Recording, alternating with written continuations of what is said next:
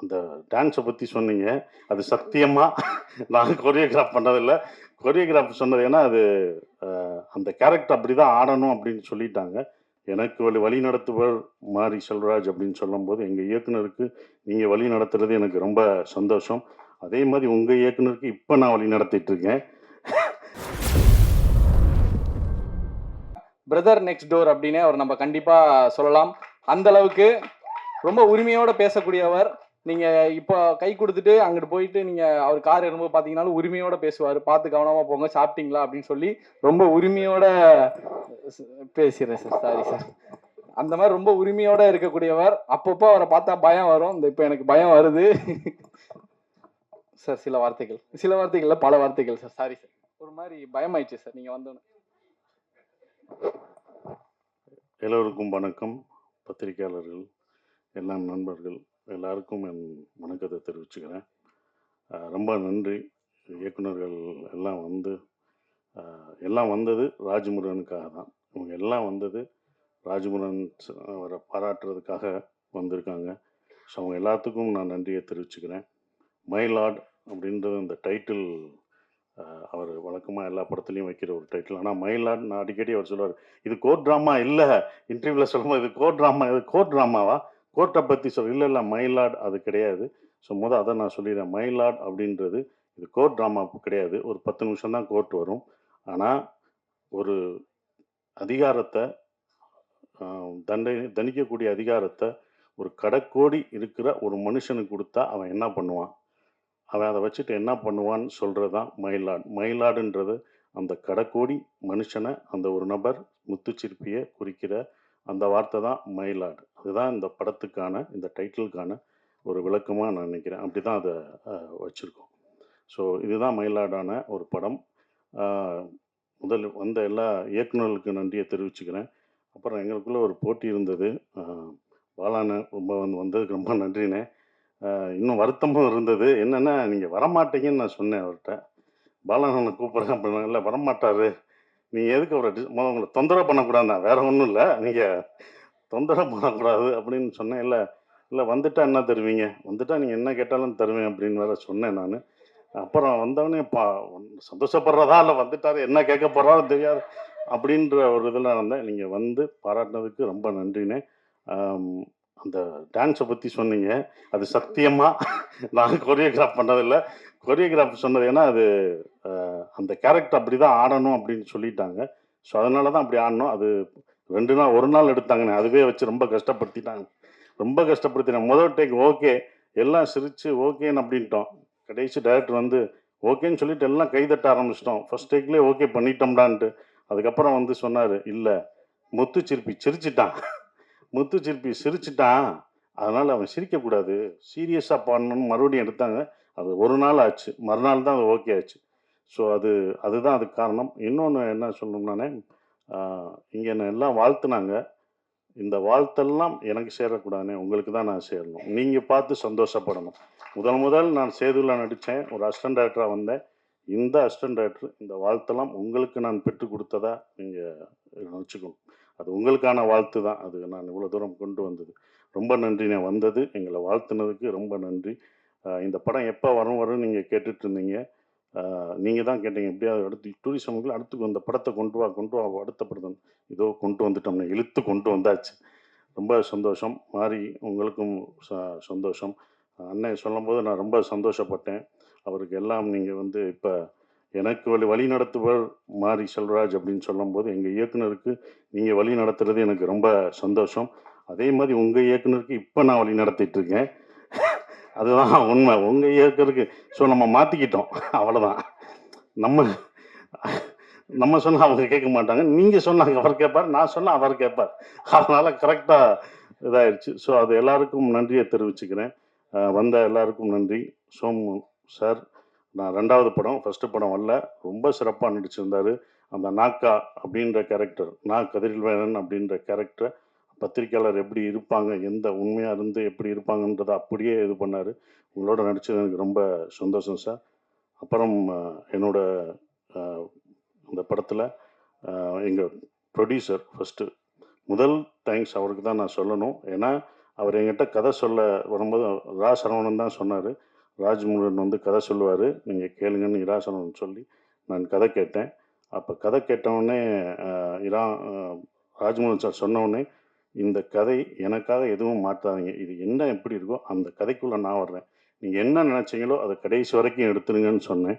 So அப்படி தான் இந்த கதை வந்து இவ்வளோ தூரம் வந்திருக்கு. இந்த கதை எடுக்க ஒத்துக்கிற அம்பேத்குமார் சாருக்கு என்னுடைய நன்றியை தெரிவிச்சுக்கிறேன். என்னென்னா ஒரு ப்ரொடியூசர் ஒத்துக்கணும் இது எப்படின்றது.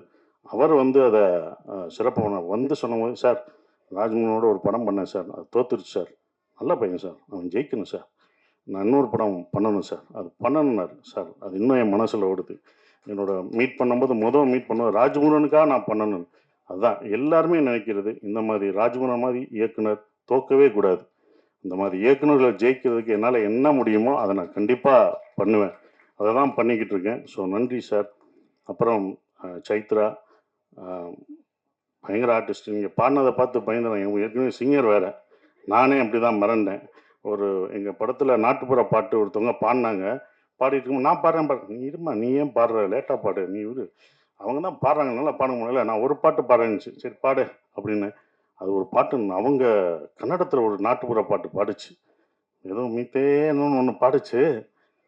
மிரண்டோம், என்ன என்ன நல்லா பாடுது நல்லா பாடுது. அப்புறம் தான் சொல்லிச்சு, ஒரு 2-3 படங்கள் கன்னடத்தில் சிங்கர் சகலகலா வள்ளி, நடிப்பு மட்டும் இல்லை, அவங்க டான்ஸு பாட்டு ஃபோட்டோகிராஃப் வேறு எல்லாமே பண்ணியிருக்காங்க. ஸோ உங்களோட நடித்தது எனக்கு ரொம்ப சந்தோஷம். நல்ல ஆர்டிஸ்ட். ஏன்னா டோபி பார்த்துட்டு நானும் ஒரு ரசிகன். அது நடித்தது ரொம்ப அதுவும் அந்த காதல் காட்சிகள் நல்லா நடிச்சிருக்கீங்க அப்படின்னு இப்போ லிங்குசாமி சார் சொன்னார், பிரமாதம் பண்ணுற எல்லாருமே சொல்கிறாங்கன்னா அதுக்கு காரணம் நீங்கள் தான். அது நல்லா வர்றதுக்கு நீங்களும் பண்ண ஒரு காரணம் தான். ரொம்ப நன்றி கெமி, நீங்களும் இந்த படத்தில் நடிச்சிருக்கீங்க, அந்த கேரக்டர் ரொம்ப நல்லா இருந்தது. ஸோ எல்லாருக்கும், இந்த பணியாற்றின எல்லாருக்கும் என் நன்றியை தெரிவிச்சுக்கிறேன். ஷான் ரோல்டன், யுகபாரதி சார், இவங்க 3 பேரும் டைரக்டரும் பண்ணும்போது 3 பேர் காம்பினேஷன் எப்போதுமே தப்பாது. நான் அவர்கிட்ட கேட்பேன், அவருக்கு மட்டும்தான் அந்த மாதிரி பாட்டு கேட்பீங்களா? இல்லை, அவர் தான் அப்படி கேட்குறாரு, அதனால நான் போடுறேன்னு சொல்கிறாரு. ஷான், நம்ம நட்பு இன்னும் தொடர்ந்துக்கிட்டு தான் இருக்குது. நாங்கள் இன்னும் ஒவ்வொரு இதாக போய்கிட்டே இருக்கோம். போனது டூரிஸ்ட் ஃபேமிலிக்கு போனோம், அடுத்து இந்த இதில் எல்லா இன்டர்வியூவும் கலந்துக்கிட்டு இருக்கோம். ஸோ ரொம்ப சிறப்பாக இது பண்ணுறது. அப்புறம் எடிட்டர் அவருக்கு இது, அப்புறம் ரொம்ப சந்தோஷம் இருக்குது. அப்புறம் இன்னொன்று சொல்லணும்னா, ராஜமுருகன் கடைசியாக எங்கள் டைரக்டர் ராஜமுருகன் சொல்லும்போது எல்லாருமே வந்து, சார் அவர் சைக்கோ அப்படின்னு என்கிட்ட ஒருத்தர் சொன்னார். என்னடா சைக்கோன்ட்டாங்க, சார் அவர் சைக்கோ ஆச்சு, அவரோட எப்படி சார் பண்ணுவீங்க அப்படின்னு நான் கதை கேட்க வரும்போது அப்படியே பார்க்கணும். கதை கேட்டு 2வது தடவை இன்னொரு தடவை கரெக்ஷன் பண்ணிட்டு ஒரு வேர்ஷன் சொன்னார். சைக்கோவா அப்படின்னு. சரி, ஃபஸ்ட்டு டே போகும்போது நானும் அப்படி நினச்சேன், ரொம்ப ரசித்து சிரிக்கிறீங்க, அவங்க ஒய்ஃபு அப்படி இல்லை, ஓகே, அவங்க வீட்டுக்காரம்மா சிரிக்கிறாங்க. உடனே என்னடா சைக்கோன்றாருன்னு முதல் நாள் ஷூட்டிங் எப்போ பார்த்தேன், என்னடா பண்ணுறாங்கன்னு பார்ப்போம், 2 நாள் பார்ப்போம் அப்படின்னு நினச்சி 2வது நாள் பார்த்தேன். ரொம்ப நல்லா தான் இருந்தார். இவர் நடிக்கிறாரா? 3வது நாளும் பார்த்தேன், நடிக்கிறாரா? அப்புறம் பிரச்சனைகள் வரும்போது என்கிட்ட டக் டக் கதவை தட்டும். என்னோட ரூம் கதவை தட்டினா, சரி இன்னைக்கு ஏதோ ஒரு பிரச்சனை சார், ஒரு பிரச்சனை நடந்து போச்சு. என்னடா சைக்கோன்னாங்க, இவர் இந்த பிரச்சனையை ஹேண்டில் பண்ண மாட்டேங்கிறார், நம்ம தான் பண்ணணுமா, சரி பண்ணுவோம் அப்படின்னு சொல்லி. ஏன்னா ஒரு கட்டத்தில் படம் நிற்கிற மாதிரி இருந்தது. ஏன்னா ஒரு ஆர்டிஸ்ட் நடிக்க வேண்டியது, அந்த ஆர்டிஸ்ட் நடிக்காதனால அது ஒரு மிஸ் அண்டர்ஸ்டாண்டிங்னால அந்த அந்த நடிகர் நடிக்க முடியாமல் போனும்போது நாங்கள் பேக்கப் ஆகி கிளம்ப வேண்டியதாக இருந்தது. யாரை கூப்பிடலாம், என்னடா ஆபத்துக்கு யார் இருந்துன்னும்போது யாரை கூப்பிடலான்னு அப்புறம் தான் சொன்னேன். ஏங்க சோமு, நீங்கள் என்ன சொன்னாலும் கேட்பாரா அப்படின்னா, கடைசியாக வந்து சேர்ந்தவன் இல்லை கேட்பாரு, அந்த கேரக்டர் அவர் நடிக்க கேளுங்க, நீங்கள் கேட்டாங்கன்னா உடனே அடித்தார்.